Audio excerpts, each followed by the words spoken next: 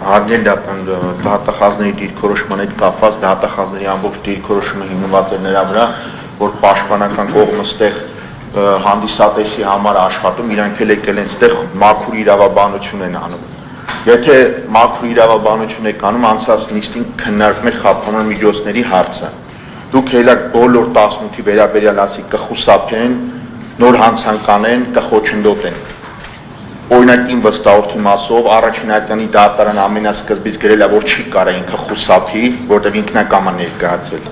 Վերաքննիչ դատարանը 2 անգամ հաստատել է, որ չի կարա նոր հանցանք կատարի, ու մենակ մնացել է խոչընդոտելը։ Եթե դուք մաքուր իրավաբանություն եք անում, հիմա հելեք ասեք, թե այդ մարդիկ ինչ եղանակով կարան գործի քննությանը խոչընդոտել։ Այս արդեն որ երրորդ նիստն է, դուք հելում ասում եք, դուք սոփեստություն եք անում, մենք էլ ստեղ իրավաբաններ ենք, մխիթար գոշ է ստացել ենք, դա հաստատված է, որ մենք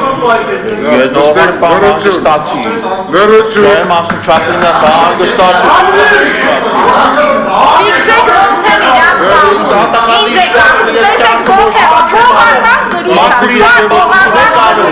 Մաքուր իրավաբանություն եք անում, ոչ կարա խոչընդոտել։ Դա միած գործունեությունից միած նյութ ասեք, որ այս լայց հետևումը կարա անի։ Դատական ակտերով, դատական ակտերով հաստատել եք կատարի։ Վերաքննիչ բողոքի պատասխան բերել եք, վճռաբեկ բողոքի պատասխան բերել եք, նստեք։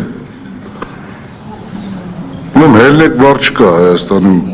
բարը մաշանի մեջ չկա, երևի կանոնում ես հելնել բար ընդհանրապես չկա,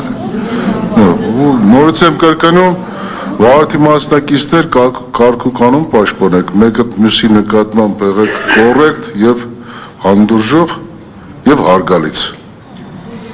Եվ եթե դատարանը մի անգամ որ նշում ասում նստեք, դադարեք, չի կարելի խոսել, մի շարունակեք։